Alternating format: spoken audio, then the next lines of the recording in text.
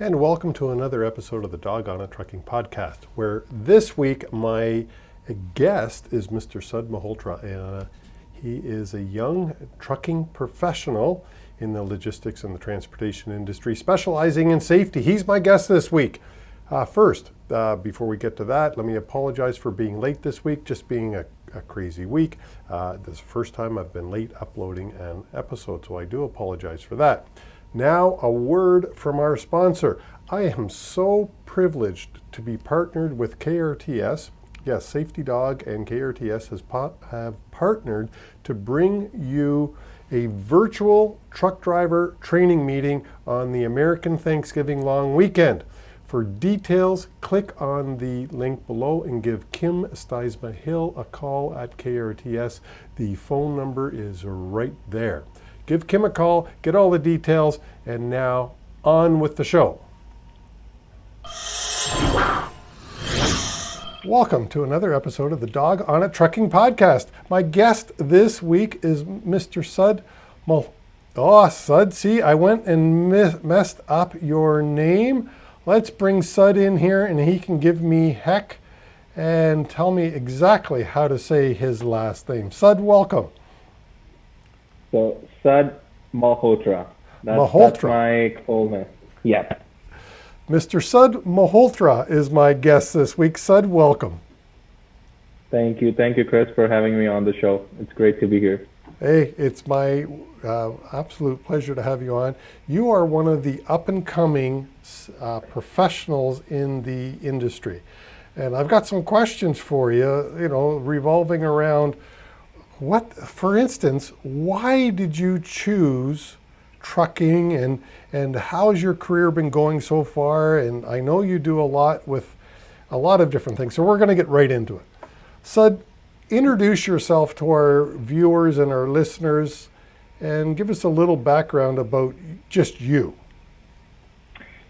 So I can start off I started my career with G Capital in 2010 when I was back in India, and I did work with them with almost I would say 4.5 to 5 years, and then I came to Canada as an international student on May 2014, and I did my postgraduate diploma in business management, finance, and banking. There was no hope, no process that I have set up that I will go into the trucking. But it was kind of a destined thing. So I started to see trucking in Canada was like really big, and I thought, and I heard people saying like everybody wanted to go into the trucking transportation business and my only question to those people was that why exactly? The similar question that you asked me, I used to ask them as well, like, why did they choose that career? What they see in that? And people used to tell me about one thing is the money factor. Now, I did have my career with J Capital. I did learn a lot of the things from there as well. But just for the money factor, I would not choose any career. Yes, it is good to have a good money, but also money can also only satisfy you for some time, not for the long term. So that was my initial thought, and somehow I needed a co-op job once my graduation was almost done, and I started with the trucking consulting company where I helping smaller fleets like 20 to 40 trucks fleet, helping them with their compliance, their logs auditing. And from there, I think the spark actually started to come, but I was actually hungry for more knowledge. And then I started with the asset-based company, where you actually see the real trucks, the drivers who you interact with them. And I would say like people in the industry has actually pushed me in terms of learning more and more. That actually took me to the longer side and see this one as my long-term career that I can continue to do for the rest of my life. And I remember I remember from the time in 2016 when I met Charlie. So that was the first time. I think I saw you as well at the first time in Milton when there was a seminar they organized every year, ISB Me, and I used to see you guys on social media, on LinkedIn, doing all those things at the time. And from there, I was learning many things. I have approached you, other industry people as well, in order to get some more knowledge, like how I can pursue my career, in what direction I should be going. So that was the first time I started to go out in the events like that, and that thing actually pushed me to do more, to get more from the industry, like what they have, for me to learn more and more in order to keep growing. And I think that's it is still on. Well, I know you're active. Sorry, switch back to I hit the button there. I know you're active in a lot of things, such as PMTC, the Young Leaders Group, and I'll Yeah. ask you about that in a minute. How do you see your career going? Well, what is it that you're doing now? What role? Because you said you started off as working for a safety consultant, doing safety and compliance type regulations and doing that with a smaller companies. You are now working with a larger company. What's your role there? So currently, I am with the Power Bev. They're the Red Bull exclusive distributor in Ontario, and also they have a different company under the same umbrella, doing the same distributor channel in BC. And then there are some other group of companies that I support as a fleet manager role.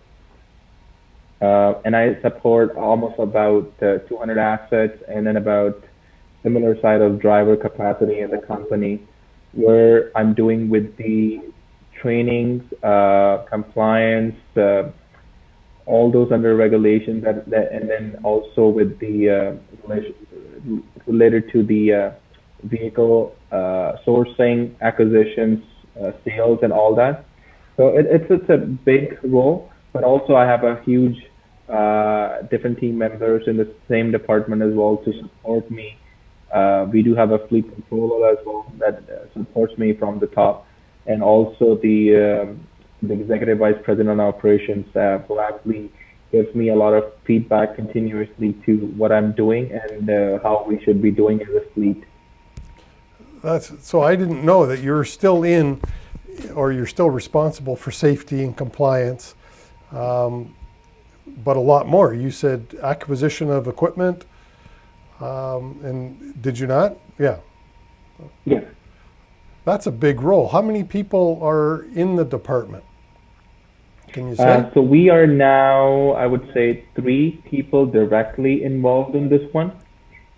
And I can't tell the number who are indirectly because everybody is actually contributing that one simple task goal, which is like safe. We all have to bring something on the table in order to like get to that one main goal, but you have to have a safe fleet on road. All right, so you mentioned safe. You're working for a company. They've got it's a large fleet right across Canada. It sounds like. Yeah. How? What are you doing in the to get your drivers? I don't want to say to behave. That's the wrong word, but certainly to drive in a safe and efficient manner. Are there certain things that you're pushing ahead on? So the one thing I would say from the very beginning that I started in, I'm with this company for since 2019. Like I've joined them in the beginning of the year, and one thing I have been trying to do in this company as a cultural change, and the best thing about this company is that they're very buying in to all those culture, so that they can actually be able to drive those from the top to the last bottom, which is like the actual driver who is taking our vehicle, taking our brand on the road, and also because our drivers are not only drivers, but also they are the salespeople. So they merchandise, they do the sales, but their major part of the job is also have a safe driving on the road because we have a big brand on the trucks, vans. So we as a fleet, we have to protect that brand and also protect our drivers. Well, a big part of it is protecting your drivers, protecting your brand, protecting your reputation. In regard, we're taping this and I don't want to say we're in the middle of COVID. I hope, God, I pray that we're nearing the end of this silliness, not silliness, but the end of this pandemic. We're taping this in the middle of October. So just to put it in context, when sometime down the road somebody's watching this, in the middle of October, we're still in COVID. Have you implemented anything special to help your drivers, your operators be protected from COVID? Yeah, there were actually challenges at the very beginning when this hit in the month of March, when this was actually declared on March 11th that it's a global pandemic. And companies started to take those things as very serious because our drivers actually meeting a number of people, each drivers doing about like 20 calls a day. So he would be visiting 20 stores where hundreds of people actually visit that store. So we did have a lot of exposure on a regular basis. So in order to protect our employees, we had to take a hard measure. The salespeople had a very important job to merchandise the product in the stores. So we had to stop that at the beginning. That we started to leave the product outside. We explained our customers that this is the situation. We both have to be protecting our people, their employees, our employees, and that is the best way to mitigate the exposure of the COVID with our employees. So our employees were actually dropping the product and not merchandising it, not going inside the store, and then going to the another call and another. And that's got to be tough because now you said that they're drivers, they're delivery people, but they're also salespeople. And now they're not having that person-to-person contact that they're used to. And of course, a lot of sales is, I buy from people that I like. And if I'm not forming relationships, my sales may go down. And I don't know, but I imagine these drivers, are they even called drivers? They're company employees. Okay. But yeah, their job is to drive the company vehicle. So I would say partially, but they do have a responsibility to drive, so they are termed as drivers as well. Yeah, but no, company employees. I was just wondering because some of the companies, employees like this have different job titles. They may be marketers or merchandise managers. Yes, they drive a company vehicle, but their job is so much more. We call them sales representatives. Yeah, and so they're out there, and now the way they sell is totally upside down. Yes. And I won't ask about how has it affected the company. That's none of our business. But I'm more interested in your role and how did you learn the stuff that you're doing before you got to your employer? So I would say a lot of the things I've learned is from the people in the industry. They're already there. They're spent number of years. I can take an example as you spent about almost like plus 30 years in the industry. I'm old. So those are the people who are always there to help me, and I have probably called you as well many times, and many other people who has never hesitated to help me. And that's one thing I've learned is when you need some help, always ask your mentors in the industry, who you actually feel that they can guide you. They can actually give you the true feedback that you need in order to be better at your work. And that's how it has been continuously going on with just that I had. I was always sharing with the mentors, and they were kind of very generous to give me the feedback at the same time. And if they're not the same time, but at least the next day they will have a follow-up call with me. But that's really important for me as a learner or the new person in the industry to kind of keep engaging with these mentors to continue learning more and more. And how, so you've just said you're kind of new in the industry. You're not new anymore because you worked for a safety consultant. You've been with your current employer for almost 2 years, because here we are in October. You said you started 2019 in January. So it's almost 2 years you're coming up to. So you can't use that excuse new anymore. However, you are young. And I know you're part of the young leaders group at Private Motor Truck Council. Yes, that's right. What are you picking up in that group by being associated there? To be honest, like my start with the PMTC would be in 2016, where I started as a young leader group only, where I stayed as a member only, which was like not expensive membership, but to start off with, it was a good channel to go into the PMTC, and then all those information tools and the people I was meeting, it was great. And I recommended that same group on the associate side. I told my company that if we can actually be a member of that company, a member of that organization, sorry, that would be very helpful for us, because PMTC regularly update us with many changes, many regulations, and then this COVID time, I can tell every single day all those emails were coming from PMTC Mike Millian were very helpful for us. Like, I can give you an example. The recent email I got for that employees now have to get their temperature checked and the survey is done before they enter their work facility.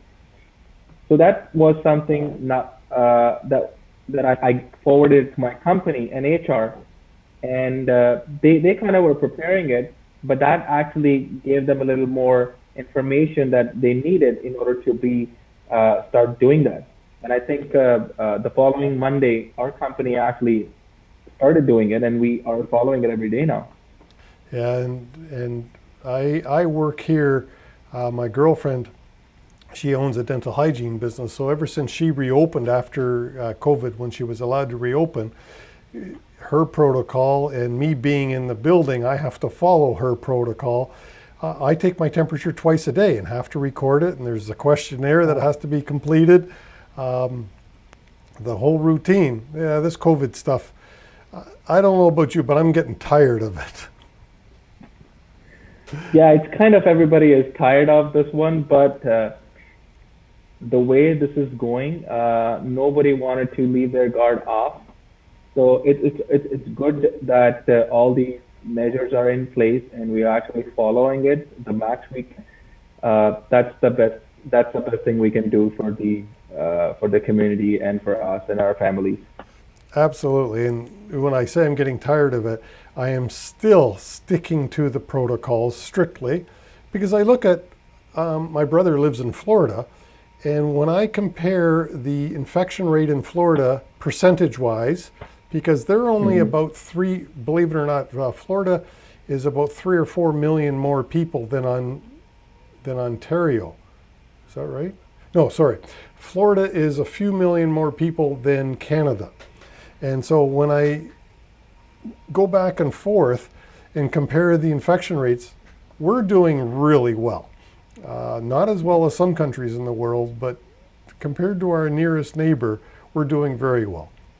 So I'm not dropping my guard down, because I'm 65 years old. I sure as heck don't want this disease, or this disease, pandemic, whatever you call it, flu-like. because it could. I'm in that at the beginning, but I'm in that range group that are most effective negatively. You're still in the range group of. It is. It has started to come on our side too. It's not that far. See the numbers like it's under 40 now. Well, you're getting it more, but the people who are dying are in my age group. They're vulnerable. Yeah. So anyway, going back to the PMTC and the Young Leaders Group, what is the Young Leaders Group all about? So the Young Leaders actually support those people who are wanted to be in the trucking industry, need and have a hunger to actually learn about it. We are there to support them and give them all the resources they need. So we continuously meet on a quarterly basis to see what things we can present it to our members. And we do a webinar. And last time we did the webinar and for the same agenda about COVID, asking about different companies, like how they are doing and what measures they are implementing, and how they actually came far in order to how they mitigated all those exposures from the beginning to the point now. So those kind of webinars is related to the trucking and different things. We support those individuals who are new and actually wanted to be in transportation and logistic business. Awesome. And what would you say if somebody was graduating from high school, college, or university, and they were looking at perhaps making a choice as to where their career should take them? What would you say to encourage them, if you would encourage them? I guess that's the first question. Would you even encourage them to get into transportation?